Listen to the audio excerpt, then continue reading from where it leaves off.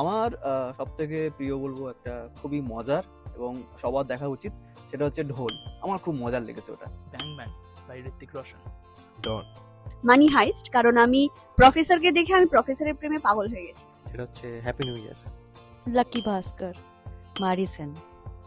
তিসমা খান। একদম ভাবতে হবে না, মানি হাইস্ট। এই সিরিজটা আমার ভীষণ ফেভারিট। জয় বাবা ফেলুনাথ। ওশানস 11। Get out. কি চুরি হয়েছিল যারা দেখেছে তারা জানে। বাচ্চা চুরি করে নেওয়া, বেবিস ডে আউট। একটা বাচ্চা কিভাবে কি করতে পারে কিডন্যাপার্সদের, সেটা কিন্তু মানে এই সিনেমাতে যে লেভেলে দেখানো হয়েছে, এর থেকে ভালো কিছু হতে পারে না ভাই। মানে বেশ কিছু সিন আছে যেগুলো যে কোনো বয়সে গিয়ে তুমি করে হাসতে পারবে। সো ইয়েস, বাচ্চা চুরি করা নিয়ে আমি বলবো, এন্ড অফ কোর্স বলবো বেবিস ডে আউটের কথা।